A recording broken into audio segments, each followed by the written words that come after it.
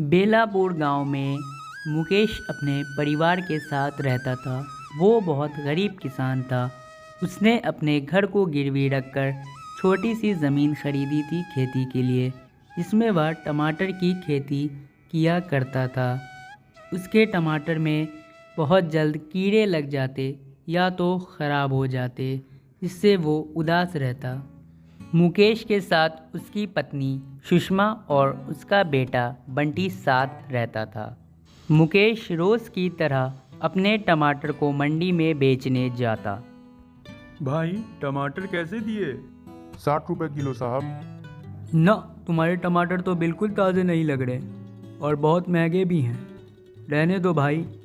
ले लीजिए साहब, 40 के दे दूंगा। न, रहने दो, तब भी बहुत महंगे हैं, छोड़ो। इसी तरह मंडी में थोड़े बहुत टमाटर बेचकर वो पैसे कमाता।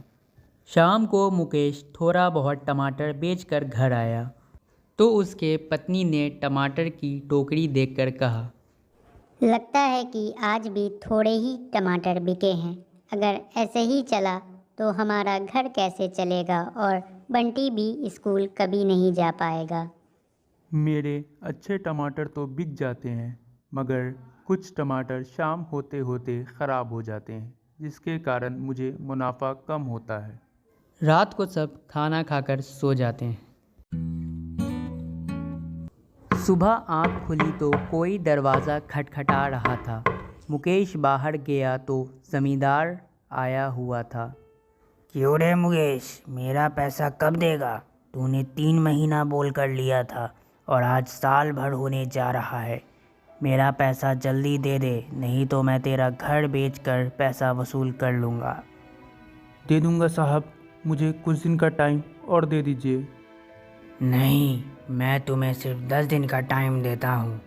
10 दिन के अंदर मेरा पैसा लौटा दे, नहीं तो मैं इस घर को बेचकर पैसा वसूल कर लूँगा। बाहर जमींदार क्या कह रहा था? सुषमा, मैंने तुमसे एक बात छुपाई है। मैंने घर को तो गिरवी रखा ही था, मगर ज़मींदार से कुछ पैसे ब्याज पर भी लिए थे। पैसे लौटाने के लिए जो ज़मींदार ने मुझे समय दिया था, वो समय ख़त्म हो चुका है। वो कह रहा है कि 10 दिन में पैसे नहीं दिए तो वो घर को बेचकर पैसे वसूल कर लेगा। सुन बेटा बंटी, ये पैसे मैंने कुछ छुपा कर रखे हुए थे। जाकर कुछ राशन ले आ और इन पैसे को कहीं खोना मत। माँ, तुम घबराओ मत, मैं इन पैसों को कहीं नहीं खोऊंगा और राशन लेकर आऊँगा। बंटी बाजार जा रहा था तो उसे रास्ते में एक साधु दिखाई देता है। सुन बच्चे, तू कहाँ जा रहा है? मैं बहुत दूर से आया हूँ और मुझे बहुत भूख लगी है। मुझे कुछ खाना खिला दे। तू एक साधु को खाना खिलाएगा तो तुझे बहुत पुण्य मिलेगा। बंटी के माँ ने उसे जो पैसे दिए थे, उन पैसों से बंटी ने साधु को खाना खिला दिया। साधु बंटी से बहुत खुश हुआ और उसे कुछ निकाल कर दिया। बंटी घर आया तो उसकी माँ बाहर ही बैठी हुई थी। क्या हुआ, तू खाली हाथ क्यों आ रहा है? राशन कहाँ है? माँ, मुझे रास्ते में एक साधु बाबा मिले थे। वो बहुत भूखे थे और बहुत दूर से आए थे, तो मैंने उसे उन पैसों से खाना खिलाना ज़रूरी समझा। वाह बंटी बेटा, तू इतना समझदार कब से हो गया? तूने बिल्कुल ठीक किया उन्हें खाना खिलाकर। रात को बहुत तेज़ बारिश होती है। सुबह मुकेश अपने खेत में गया तो अचंभित रह गया। उसने देखा कि उसके खेत में एक बड़ा सा सेब का पेड़ निकल आया है। तभी उधर से उसकी पत्नी और उसका बेटा आता है और उन लोगों से मुकेश कहता है, मैंने तो अपने खेत में सेब का पेड़ नहीं लगाया, तो ये पेड़ कहाँ से आ गया? पिताजी, मुझे कल एक साधु बाबा मिले थे। उन्होंने मुझे कुछ बीज दिया था, तो मैंने उन बीजों को यहाँ लाकर लगा दिया था। तो ये पेड़ इतना जल्दी बड़े कैसे हो गए? ए जी छोड़िए ना, हो सकता है कि भगवान ने हमारी मदद की हो।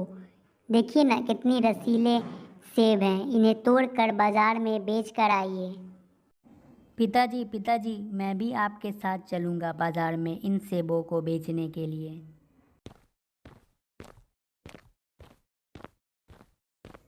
मुकेश के इस बार सारे सेब बहुत जल्द बिक जाते हैं और बेचकर वो घर आकर अपने पत्नी से कहता है, सुषमा, तुम्हें पता है आज हमारे सारे सेब बहुत जल्दी बिक गए और सभी ग्राहकों ने बहुत तारीफ की है हमारे सेबों की, और मुनाफा भी बहुत बढ़िया हुआ है। वाह, अगर ऐसे ही हमारे रोज सारे सेब बिक गए तो हमारी सारी परेशानियां दूर हो जाएगी। अगले दिन फिर मुकेश अपने बेटे बंटी के साथ मंडी गया और उसके सारे सेब फिर तुरंत बिक गए।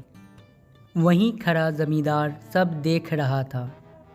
इसके खेत में तो सेब के पेड़ नहीं थे, तो ये सेब कहाँ से ला रहा है, ये तो पता लगाना ही पड़ेगा। मुकेश अपने पेड़ से सेब तोड़ रहा था तो जमींदार वहाँ खड़ा होकर सब देख रहा था और अपना मन ही मन कुछ बोल रहा था। अच्छा, लगता है कि ये जादुई सेब का पेड़ है। इसमें सेब तोड़ने के बाद भी बहुत सारे सेब लगे हुए हैं। इस पेड़ का तो कुछ करना पड़ेगा, नहीं तो मुकेश मेरा पैसा लौटा देगा जो उसने ब्याज पे लिए हुए हैं और मेरा धंधा चौपट हो जाएगा। जमींदार वहाँ से चला जाता है और चुपचाप वो रात में आता है और उस पेड़ को काटने की कोशिश करता है। तभी उस पेड़ से आवाज़ आती है, तो कौन है, मुझे क्यों काट रहा है? मैं इस गांव का ज़मींदार हूँ, मैं तुझे काट दूंगा। तेरी मुझसे क्या दुश्मनी है और तुझे मुझसे क्या चाहिए? मुझे तुमसे कोई दिक्कत नहीं है, मगर मुकेश ने जो मुझसे ब्याज पर पैसे लिए हुए हैं, वो इस सेब को बेचकर वो मेरे पैसे लौटा देगा तो उससे ब्याज लेता हूँ वो बंद हो जाएगा और मेरा धंधा चौपट हो जाएगा। जल्दी तू यहाँ से भाग जा, अगर मैंने तुझे शराब दे दिया तो तू यहीं पे मर जाएगा। जमींदार वहाँ से तुरंत भाग जाता है। सुबह मुकेश अपने पत्नी के साथ सेब तोड़ने के लिए आता है तो पेड़ से आवाज़ आती है, कल रात एक आदमी आया था। कौन था वो? पता नहीं, पर मुझे काटने की वो कोशिश कर रहा था।